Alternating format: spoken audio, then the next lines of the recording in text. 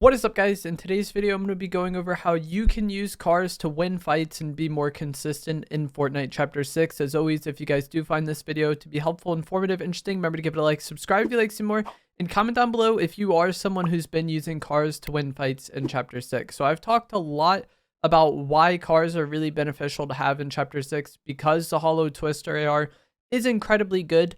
The more time you spend traveling from point A to point B without cover, the more likely it is that someone can just catch you off guard, beam you, and then you're on the defensive. Cars allow you to travel around the map and be a little bit more protected, but there are two different situations that will happen in fights around the car that you really need to be prepared for.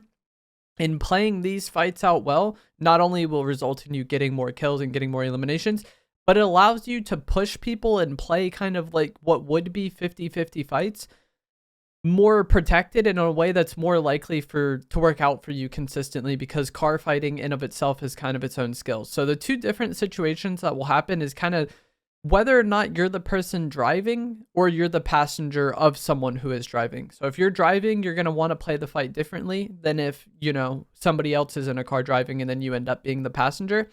I think the driver is the one who has the advantage in this fight because they control the pacing of it. You know, the driver can get out and then shoot or stop the car at any time, whereas the passenger is oftentimes just kind of at the mercy of whatever the driver wants to do. And my goal in these situations is to get control of the car and be the driver. So if I am the driver, what I want to do is slow the car down and then get out and shoot the passenger inside of my car with my AR or spray weapon. Before they get out in this situation, you will be pretty much guaranteed to hit headshots and you will eliminate them incredibly fast. Like the Hollow Twister AR, I don't know how much damage it does exactly with headshots. I think it's like 40, 50 something.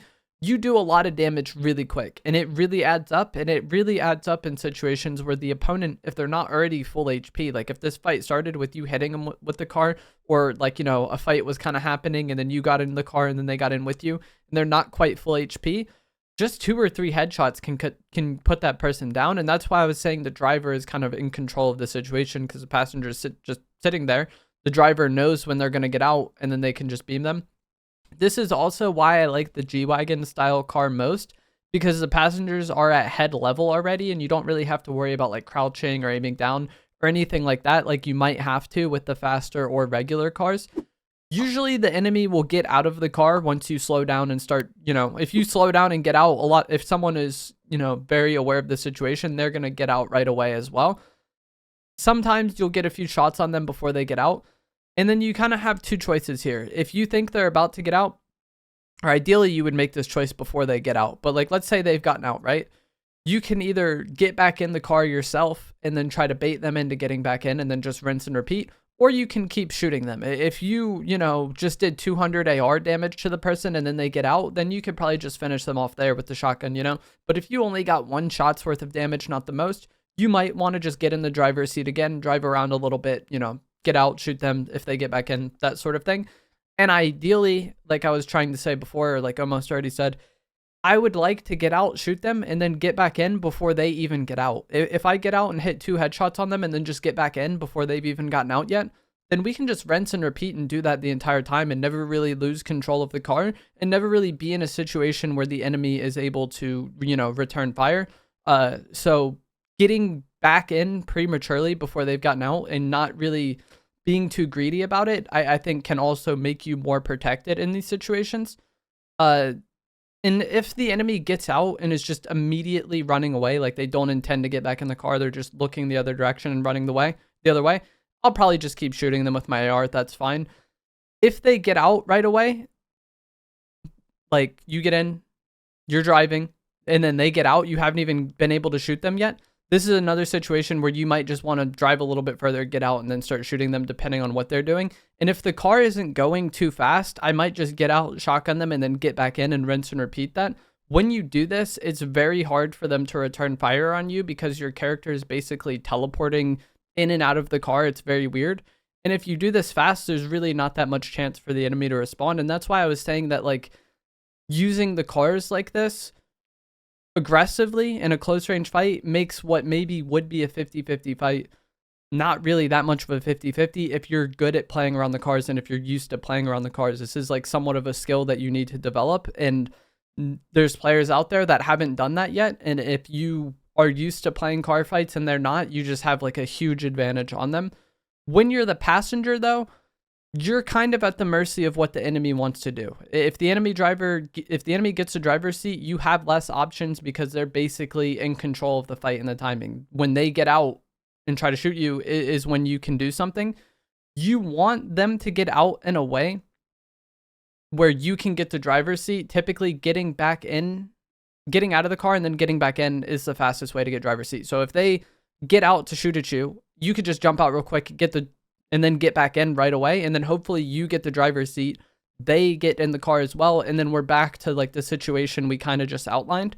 One thing that you can utilize to put pressure on the person driving the car if you're the passenger is going to be the pickaxe trick. But it can be hard for some people to do. It's one of those things where if you don't know about it, it's not really that intuitive or natural to try.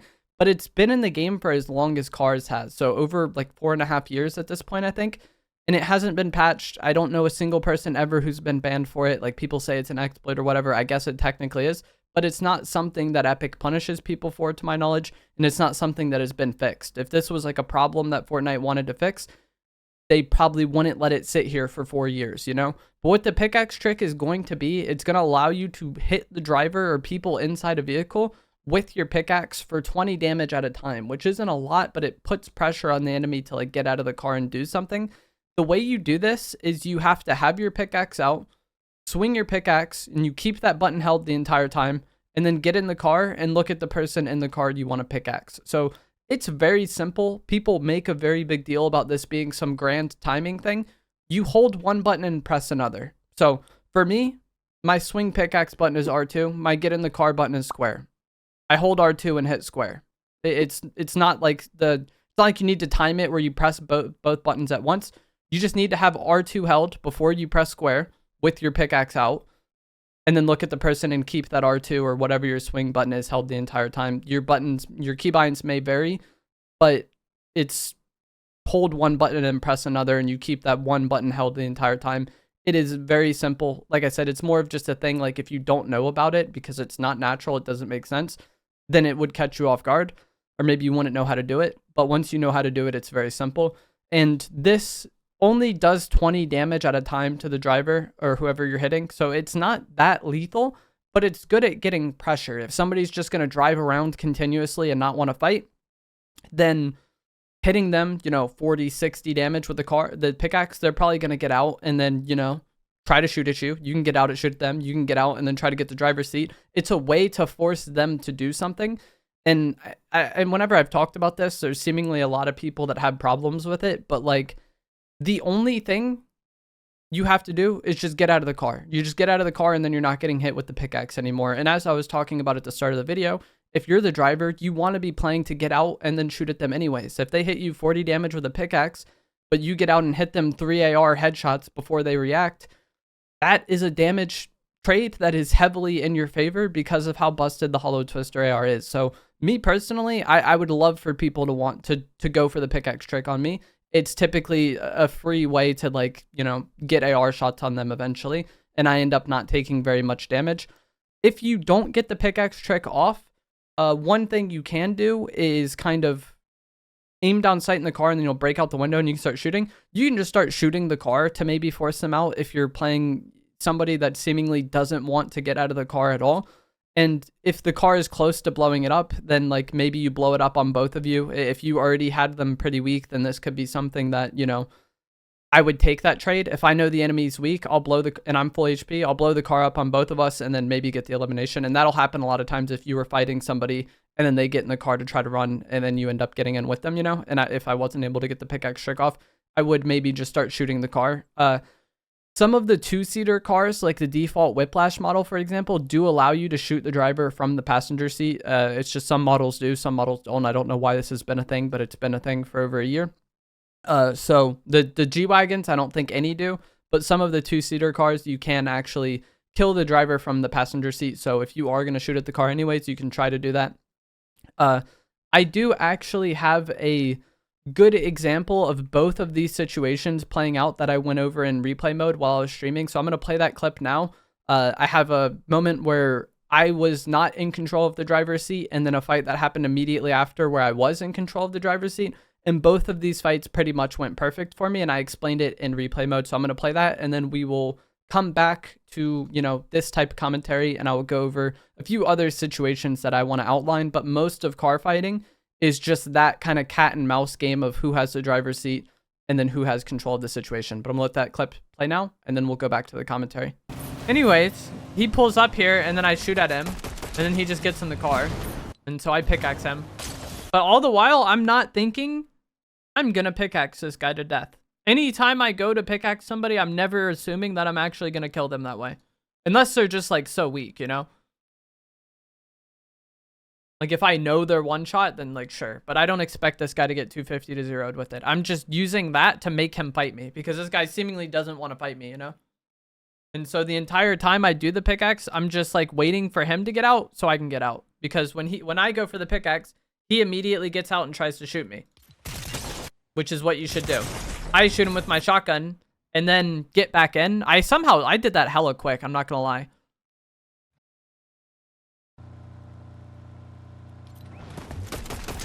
I think this is Snoop Dogg. Pickaxe, he gets out to shoot, I get out and shoot, and then I immediately want to get back in the car in hopes that he also gets in the car, and then I can get out and shoot him. But either way, what I don't want is just to sit here and get shot. And then I also don't want him to drive away with the car. So he shoots at me, I shoot him, and then I do the pickaxe again. And then now things are very bad for this player, because he just got hit hard, and now he's getting pickaxed again.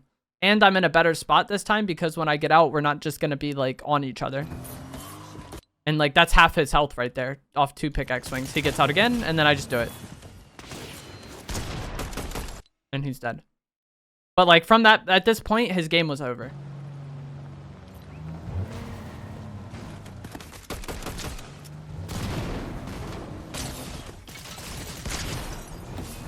Like, his game's over right here. Because if he gets out and just tries to run, he's weak enough to where I can just kill him with AR. And then if he keeps doing this, he just keeps losing. Like right here, he gets back in, I do it again, but it doesn't even matter at that point. Because if he ran away at that point, I could have just AR'd him. Right here, I think he tries to do it to me. Or he doesn't try to do it, but like... So he gets in my car. Let's just say he was trying to pickaxe me. What I want to do is get out and shoot him. And that's why I like the SUV the most, is so when I can get out, it's just very easy for me to beam people. But I messed up and was on the wrong gun there, so I just got back in. But he gets in. I AR him here. Up the shotgun, and he's dead. But even if that shotgun shot didn't kill him, I probably would have just gotten in the car, redrove it. Hopefully he gets in again, and then we could just rinse and repeat that. Like, I want people to try to do the pickaxe to me. So there's a few other situations with cars I wanted to talk about in this video. With the Typhoon Blade users in the game, I really want to use cars to potentially block that melee. But the Typhoon Blade's alternate attack, or its like dash attack thing, can actually hit through cars and send the car flying. So if you're playing against somebody that you know is using a Typhoon Blade, this is something that you need to be careful about. You can't just use the cars to just, you know, ignore their katana, unfortunately. And that's something that has cost me a few games for sure. If someone is just kind of driving around and you're not able to get in, like let's say they're, you know, mid distance from you and they're just driving, shooting their car is really good this season. It's always been good, but like right now, I don't know what it is, but the hollow twister feels like it melts the cars really well. Shooting their car can make it explode and give you like a really nice opening or start to the fight as far as damage is concerned. And the ammo medallion is actually really great for this. The one you can get from Demon's Dojo regens ammo into your mag, like actively. And so you might get more bullets to spray at the car. You might get more bullets in your mag to like shoot at them after you destroy the car. But even without the medallion, the hollow twister melts cars and reloads pretty quickly. You will get an audio cue when you're shooting someone's car when you like break their car. And some people's idea here might be to stop shooting, but you actually want to keep shooting because this will make it blow up faster. When you get that audio cue, the car is basically self-destructing. The engine no longer works, but it will continue to roll. And there's like a period of time where the car is about to explode. If you keep shooting it, you're going to make it explode faster, and that gives the enemy less time to react and get out. If you just don't shoot at it anymore after you get that noise, they're going to have enough time to get out and reposition before the car blows up. But if you keep shooting it, it's going to blow up sooner, and it's more likely that you're going to get that 75 or 100. I don't know how much damage it is. It always says 75 for me. But you're going to get that damage sooner, and you want that damage. You want them to be in the blast radius of the car when it blows up, and ideally you want it to be somewhat of a surprise to them, and put them in a situation where, like, maybe they're out in the open, the car blew up, and then now what, you know? If I do have the car somewhat weak and they're still driving it, though, I do like to reload a bit early before triggering that detonation. That way I have enough bullets to, you know, keep shooting at them after the car explodes. If the car explodes, they're out in the open, you have time to shoot at them, but you need to reload and they've already shockwaved away by that time. That's not great. So if you know they're going to keep sitting in it, or it seems that way, reload prematurely, shoot at it, blow it up, have that extra bullets to, like, continue punishing them after you've destroyed the car. And then also, one thing that I've done a lot this season is if I'm fighting somebody mid-range that is playing off a car, I like to get their car somewhat weak before shooting at them too, if it's possible. This won't always be possible, but, you know, there's those, like, kind of stalematey mid-range situations where, like, you might have an angle on the car that you could shoot without exposing yourself, but maybe you don't see the enemy yet or he's not peeking. Either way, I would like to get the car weak, but not blow it up. That way, if they do get into it later on, it's like a free explode, and then we get that situation where we blow up the car, do a lot of damage to them, put them in a weird, bad situation for themselves, and then hopefully just keep spraying them. So this, I feel like the situation happens a lot this season where I'm able to get somebody's car weak, they end up getting in it, and then maybe I hit them 100, they get in the car is very weak, we blow it up on them, and then now they're basically dead, or maybe even just dead. But I don't know what it is. I feel like because the holo AR is so good, people are using cars more this season, but you can also kind of use their cars against them in a way where, like, if you are able to blow it up, and I've gotten a lot of good starts to fights this season because of that. But that is going to be it for this video. As always, if you guys did find this to be helpful, informative, interesting, remember to give it a like, subscribe if you'd like to see more, and I will see you guys in the next one. Thanks for watching.